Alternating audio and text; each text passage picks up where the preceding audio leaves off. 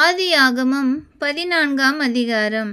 ஸ்னேயாரின் ராஜாவாகிய அம்ராப்பேலும், ஏலாசாரின் ராஜாவாகிய அரியோகும், ஏலாமின் ராஜாவாகிய கெதர்லா கோமேரும், ஜாதிகளின் ராஜாவாகிய திதியாலும் இருந்த நாட்களில் அவர்கள் சோதோமின் ராஜாவாகிய பேராவோடும், கொமோராவின் ராஜாவாகிய பிர்சாவோடும், அத்மாவின் ராஜாவாகிய ஸ்னேயாவோடும், செபோயாமின் ராஜாவாகிய செமெபரோடும், சோவார் என்னும் பேலாவின் ராஜாவோடும் யுத்தம் பண்ணினார்கள்.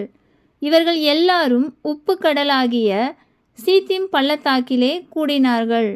இவர்கள் 12 வருஷம் கெதர்லா கோமரை சேவித்து 13ஆம் வருஷத்திலே கலகம் பண்ணினார்கள். 14ஆம் வருஷத்திலே கெதர்லா கோமேரும் அவனுடைய குடியிருந்த ராஜாக்களும் வந்து அஸ்தரோத் கர்னாயிமிலே இருந்த ரப்பாமியரையும், காமிலே இருந்த சூசிமியரையும், சாவே கிரியாத்தாயிமிலே இருந்த ஏமியரையும், சேயீர் மலைகளில் இருந்த ஓரியரையும், வனாந்தரத்துக்கு அருகான எல்பாரான் மட்டும் முறியடித்து திரும்பி காதேஸ் என்னும் என்மிஸ்பாத்துக்கு வந்து அமலேக்கியருடைய நாடு அனைத்தையும், அத்சாத்சோன் தாமாரிலே குடியிருந்த ஏமோரியரையும் கூட சங்கரித்தார்கள்.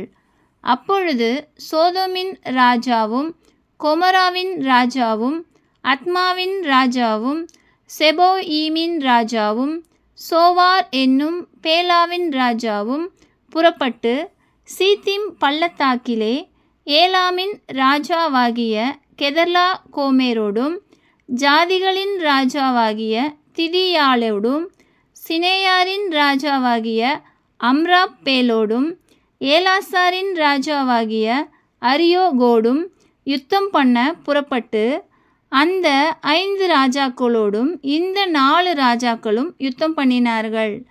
அந்த சித்தீம் பள்ளத்தாக்கு எங்கும் நிலக்கீழ் உண்டாகும் கேணிகள் இருந்தது.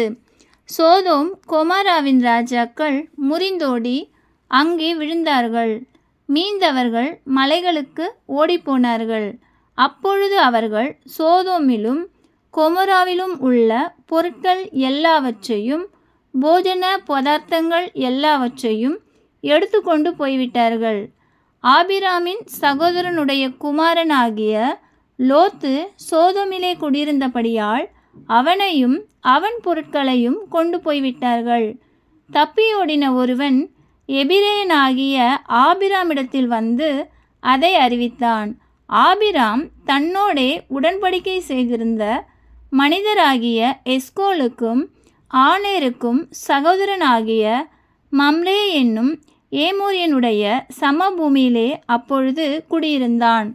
தன் சகோதரன் சிறையாக கொண்டு போகப்பட்டதை ஆபிராம் கேள்விப்பட்டபோது அவன் தன் வீட்டிலே பிறந்த கைப்படிந்தவர்களாகிய 318 ஆட்களுக்கும் ஆயுதம் தரிப்பித்து தான் என்னும் ஊர் மட்டும் அவர்களை தொடர்ந்து ராக்காலத்திலே அவனும் அவன் வேலைக்காரரும் பிரிந்து பவிஞ்சுகளாய் அவர்கள் மேல் விழுந்து அவர்களை முறியடித்து தமஸ்குவுக்கு இடதுபுறமான ஓபா மட்டும் துரத்தி சகல பொருள்களையும் திருப்பி கொண்டு வந்தான்.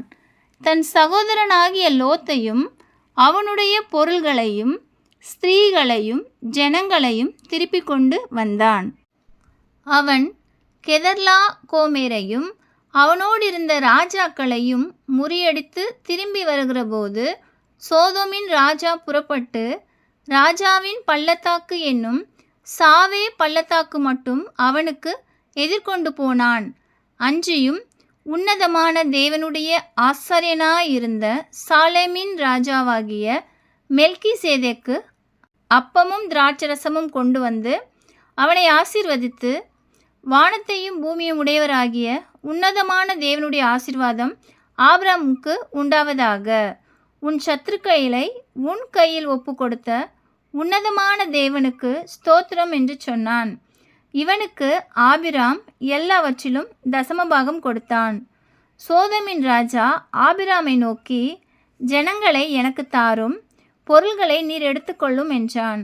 அதற்கு ஆபிராம் சோதோமின் ராஜாவை பார்த்து, ஆபிராமை ஐஸ்வர்யவான் ஆக்கினேன் என்று நீர் சொல்லாதபடிக்கு நான் ஒரு சரட்டையாகிலும் பாதரட்சையின் வாரையாகிலும் உமக்கு உண்டானவைகளில் யாதொன்றையாகிலும் எடுத்துக்கொள்ளேன் என்று வானத்தையும் பூமியையும் உடையவராகிய உன்னதமான தேவனாகிய கர்த்தருக்கு நேராக என் கையை உயர்த்துகிறேன்.